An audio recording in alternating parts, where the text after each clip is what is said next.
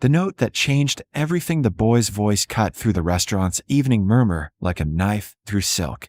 Read the note in your pocket, sir, before you eat anything. Please. That was 90 seconds before everything unraveled. Before the paramedics. Before the arrests. Before Jonathan Cross, founder of Crosstech Industries, 42 years old, $9 billion in assets, understood how close he'd come to dying in public over Chilean sea base and a 50-year Bordeaux. But first, the beginning. It was a Thursday in early December, Manhattan dressed in premature dark and the particular cold that comes off water. Jonathan's driver had dropped him at Oriole at 7 sharp, reservation for 2, the private alcove his assistant always booked, the one with soundproofing and strategic angles that discouraged photographs. His business partner, David Kramer, was already waiting at the table, smiling that familiar smile, rising to shake hands with the warmth of 20 years' friendship. John, good to see you. David's grip was firm, his suit Brioni, his watch Patek Philippe. They'd built Crosstech together from a Columbia dorm room. 2 kids with coding skills and impossible ambition. Now they were industry titans. Digital security, government contracts, 3,000 employees across 14 countries. Jonathan settled into the leather chair, accepting a menu he wouldn't read. He always ordered the same thing here. How was Singapore? Productive. The expansion's moving faster than projected. David's eyes sparkled with something that might have been anticipation or might have been triumph. I have the contracts with me. Thought we could sign tonight, actually. Strike while the iron's hot. Something flickered in Jonathan's chest, brief as a camera shutter. David had been pushing the Singapore expansion for months, aggressive timelines, unusual pressure. Jonathan had expressed reservations, cash flow concerns, market volatility, the speed of it all. But the board had sided with David. Outvoted 3-1. Unusual, but not unprecedented. I prefer our attorney's review first, Jonathan said carefully. John, come on. We've been partners for 2 decades. You trust me, right? David's smile never wavered, but his fingers tightened slightly around his water glass. The waiter appeared. They ordered. Sea base for Jonathan, steak for David, the Bordeaux to share. The bottle arrived with ceremony, was decanted, poured. David raised his glass. To Crosstech. To the next 20 years. They toasted. The wine was extraordinary, velvet and smoke and money. Jonathan set down his glass and reached for his phone to silence it when the boy appeared.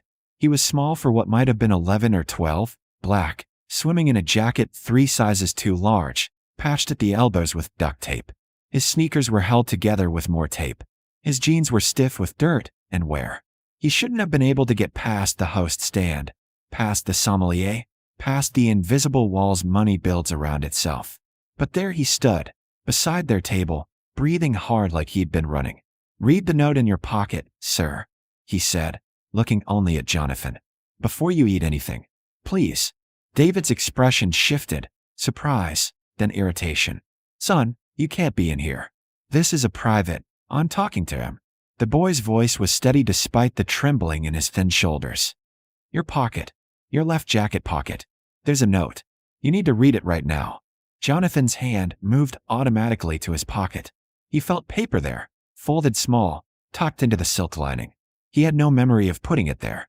His jacket had been on the valet stand at his office for 3 hours that afternoon while he was in meetings. Anyone could have accessed it. How did you? Jonathan began. I put it there. This afternoon. I clean offices in your building sometimes. Under the table work. I was emptying trash on your floor and I saw him. A small jerk of the boy's head toward David. Putting something in your coat. A little envelope. White. He looked around first to make sure nobody was watching. But I was watching. I'm always watching. David's face had gone carefully blank. This is absurd. Jonathan, call security. This child is clearly disturbed or looking for money or, what did you see him put in my coat? Jonathan asked the boy. I don't know what it was. But after he left, I checked your pocket. Found the envelope. White, unsealed. I opened it. The boy's dark eyes were unwavering. There was powder inside. Not medicine. It looked wrong. So I took it, and I wrote you a note to explain, and I put it back in your pocket so you'd know before tonight. This is ridiculous, David said, his voice hardening. John, we've known each other since we were 19. Are you really going to believe some street kid over me? But something in David's face had changed. a tightness around the eyes, a stillness in his hands where before there had been easy gesture.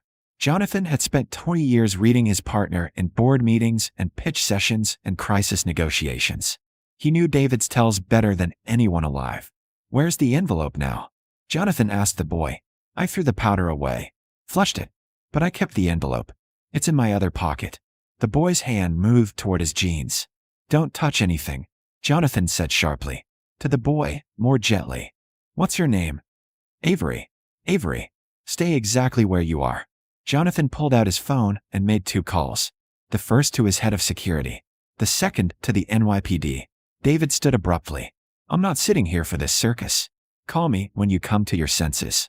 2 steps from the table, Jonathan's security chief emerged from the restaurant's entrance, blocking the path.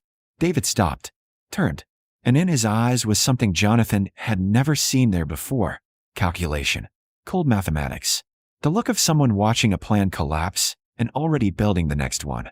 "You were going to kill me," Jonathan said softly. "Tonight. Here." David said nothing, but his silence was answer enough. The NYPD arrived in 11 minutes, quiet but thorough. 2 detectives in plain clothes, deliberately understated for a restaurant where discretion cost extra. They cleared the alcove.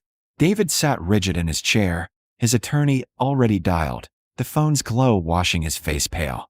Avery stood near the wall, small and watchful, his jacket pulled tight despite the restaurant's warmth. Jonathan's security chief, Marcus, former Secret Service, unshakable, had already secured the white envelope from Avery's pocket using a cloth napkin. It sat now in the center of the table like evidence at a crime scene, which it was. Detective Alvarez, a woman with gray-shot hair and 30 years of homicide in her posture, photographed it from multiple angles before opening it with gloved hands. Empty, but the interior showed faint residue, white powder clinging to creases. "We'll need to test this," Alvarez said. "And we'll need the jacket."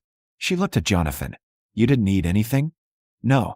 Avery stopped me before the food came." "And you, Mr. Kramer? You ordered food as well." David's attorney, who'd arrived 7 minutes ago in the kind of Mercedes that doubled as a weapon, leaned forward. "My client has nothing to say without consultation." "Of course." Alvarez's smile was professional ice.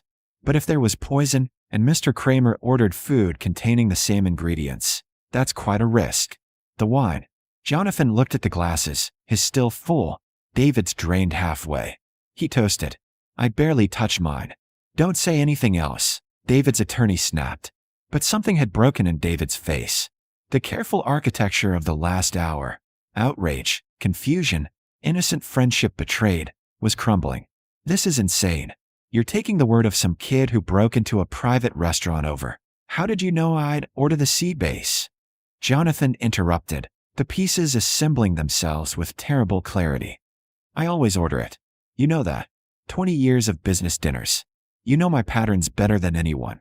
David's jaw worked silently. "And Singapore," Jonathan continued, his voice steady despite the adrenaline flooding his system. "The aggressive timeline. The contract's ready tonight. You wanted me to sign before I could review them properly. Before anyone could review them." "What?" "Jonathan, stop," Marcus murmured. But Jonathan couldn't stop. "What's in the Singapore contracts, David? What am I supposed to sign that's worth killing me over?" Detective Alvarez held up a hand. "Mr. Cross, I appreciate your cooperation, but let us handle the questioning." She turned to David. "Mr. Kramer, we're going to need you to come to the precinct. Voluntarily, for now. We have some questions about your access to Mr. Cross's office this afternoon and the contents of this envelope." "This is harassment," David's attorney began. "Somewhere secure. And we need to run a full security audit. Office, home, car, everything. If he had access to your jacket, he had access to everything else." Jonathan nodded numbly, then remembered. Avery. The boy was still by the wall, half hidden in shadow, clearly calculating when he could slip away unnoticed. Jonathan stood and crossed to him. Up close, the child's thinness was shocking. Collarbone sharp beneath the worn t-shirt, wrists like bird bones, cheeks hollowed by more than one missed meal. "You saved my life," Jonathan said. Avery shrugged, uncomfortable with direct attention. "Just did what was right." "How old are you?" 12. "Almost 13. And you work? Cleaning offices?" "Sometimes. When I can." Other times I do other stuff. Whatever pays. Avery's eyes flicked toward the door. I should go. Wait. Jonathan pulled out his wallet, then hesitated, some instinct telling him money alone would be an insult to what the boy had done. Where do you live? Different places. Do you have family? A pause, loaded with history Jonathan could only guess at. Not anymore. Detective Alvarez had returned, her partner still outside with David. Avery, we're going to need a formal statement from you about what you saw this afternoon in the office building. Are you comfortable coming to the precinct? The boy's face shuddered immediately. I didn't do anything wrong. No one's saying you did. You're a witness. An important one. We need your help. Avery looked at Jonathan, uncertainty written across features that had learned too young to trust nothing. You'll be there? If you want me there, yes. Okay. They went in separate cars. Avery in the detective's sedan, Jonathan in his own town car, with Marcus driving. The night had turned colder, frost forming on windshields, the city's holiday lights reflecting off ice like false warmth. Jonathan's phone hadn't stopped ringing. His assistant, his PR team, his attorney, the board members, already hearing rumors. He ignored them all. Instead, he called his head of legal. Find out everything about the Singapore contracts. Everything. I want to know what David was trying to get me to sign. The answer came 90 minutes later, while Jonathan sat in an interview room at the 19th precinct, drinking terrible coffee and watching through one-way glass as Avery gave his statement with the careful precision of someone who'd learned that words mattered. That detail saved you. Jonathan's attorney delivered the news in a conference room that smelled like old cigarettes and institutional despair. The Singapore contracts give Kramer effective control of Crosstech Asia. But buried in the subsidiary clauses, page 47, section 12, subsection 4, there's a provision that triggers in the event of your death. Your shares automatically transfer to his management for continuity purposes. He'd control 60% of the company. With you gone and those contracts signed, he'd own Crosstech. Jonathan felt ice settle in his chest. For how long has he been planning this? The contracts were drafted 4 months ago. For months. 20 years of friendship, and David had spent 4 months orchestrating his murder. Jonathan thought of dinners like tonight's. How many had they shared? How many times had David smiled across a table and thought, soon? The door opened. Detective Alvarez entered with Avery behind her. The boy looked exhausted, shadows deep beneath his eyes. We're done for tonight, Alvarez said. Avery's been incredibly helpful. We'll need him available for follow-up, but for now, he's free to go. Go where? Jonathan asked. Avery's thin shoulders lifted and fell. I'll figure it out. No, Jonathan said. The word came out harder than intended. He softened his voice. No, you're coming with me. The guest room in Jonathan's Tribeca penthouse faced south, floor-to-ceiling windows overlooking the Hudson and the distant lights of New Jersey. Avery stood at the glass for a long time, silent, his reflection ghost-like against the dark. Jonathan waited in the doorway, uncertain. Fatherhood was foreign territory, and temporary guardianship of a traumatized 12-year-old felt like navigating without instruments. You don't have to do this, Avery said finally, not turning around. I'm used to taking care of myself. I know, but you shouldn't have to be. Jonathan entered the room, keeping distance, respecting the careful space trauma builds around itself. What you did today, seeing something wrong, investigating it, putting yourself at risk to warn me, that's extraordinary. And I'd like to help you, if you'll let me. For how long? The question cut deep. How long until the charity ended? Until the gratitude faded? Until the inconvenience outweighed the debt? Jonathan had asked himself the same question driving home. The answer had surprised him. As long as you need. As long as you want. He paused. I'm not going to lie to you. I don't know what I'm doing here. I've never had kids. Never wanted them, if I'm honest. But I also never had someone save my life before. And I don't think that's the kind of thing you repay with a hotel room and a check. Avery turned finally, eyes wary but listening. What are you saying? I'm saying stay. Not just tonight. Stay while we figure out the legal situation. Stay while the investigation plays out. They'll need you for testimony. Stay while you decide what you want to do next. Jonathan sat on the edge of the pristine bed, expensive linens that had never been used. And if, after all that, you want to stay longer, we'll figure it out. Together. Why? The question was raw, stripped of pretense. You don't know me. I'm nobody. You're the person who saw evil happening and stopped it at personal risk. You're someone who cleans offices under the table, but still has a moral compass that works better than most billionaires I know. Jonathan met his eyes. You're not nobody, Avery. You're just someone nobody's looked at closely enough. The boy's face worked silently, emotions Jonathan couldn't read flickering across it. Finally, okay, but I'm not a charity case. Agreed. So here's the deal. You stay, you go to school. Real school, not street survival school. You work hard. You let me help you figure out what you want to do with your life. And in return, you keep doing what you already do, watch, notice things, tell the truth. I clearly need someone around who can see through bullshit. A ghost of a smile. You said bullshit. I did. Don't tell my PR team. Behind in everything, street education, leaving gaps that tutors work to fill. But he was bright, ferociously so, and motivated by something deeper than grades. He wanted to matter. To prove the universe had been wrong about him. Jonathan, meanwhile, learned to parent by trial and error. He hired a family therapist, Dr. Michaels, who taught them both how to communicate across the vast gulf of their different histories. He learned to cook simple meals, burning pasta repeatedly until Avery finally showed him the correct ratio of water to noodles. He attended school conferences and learned words like IEP and learning plan and social integration. The penthouse changed. Avery's presence disrupted its museum stillness. Books appeared on surfaces, sneakers by the door, the sounds of a child doing homework with music playing. Jonathan found himself coming home earlier, working from home more often, structuring his days around another person's needs. It should have felt restrictive. Instead, it felt like purpose. 6 months after that December night, Jonathan sat in his study reviewing documents when Avery appeared in the doorway. He'd grown 2 inches, his face filling out, the shadows under his eyes faded. Can I ask you something? Avery said. Always. What would have happened if I hadn't stopped you? That night, Jonathan set down his pen. I'd be dead. David would control my company. Everything I built would be in his hands. And no one would have known it was murder? Probably not. The poison was good.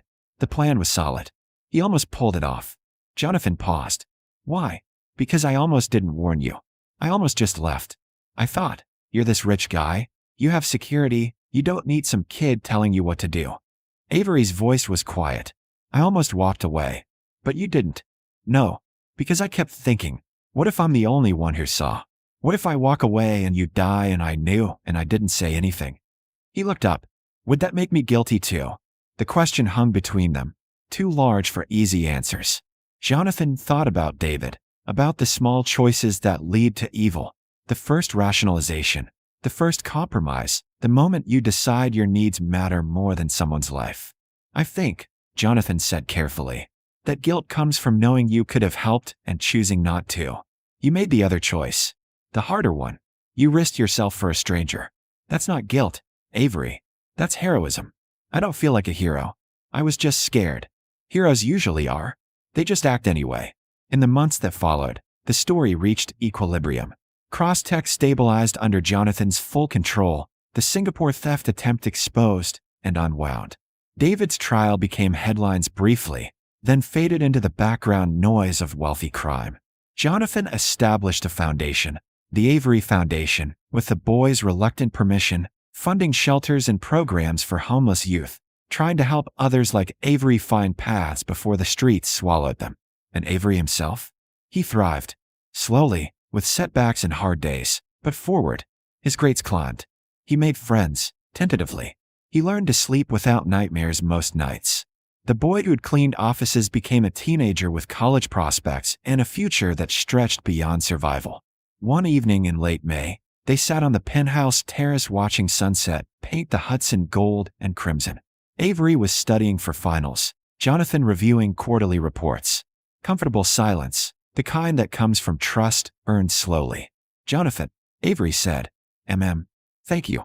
For believing me. For everything after. Jonathan set aside his papers. Thank you for being brave.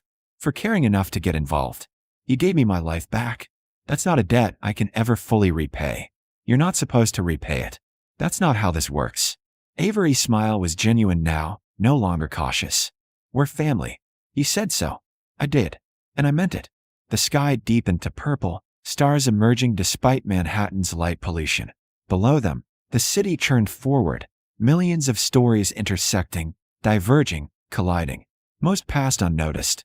But sometimes, rarely, two people found each other at exactly the right moment. A boy who watched carefully, a man who listened. Both brave enough to believe that people could change, that the world could be kinder than it appeared. The note in Jonathan's pocket that December night had contained 4 words in Avery's careful handwriting. Don't trust David. Poison. For words that changed everything. That saved one life and built another. Sometimes salvation is complex, years of therapy and hard work and choosing differently. Sometimes it's simple, a child brave enough to speak, an adult willing to hear. That evening on the terrace, as night settled over New York and the lights came up like earthbound stars, 2 people sat in the peace they'd built together.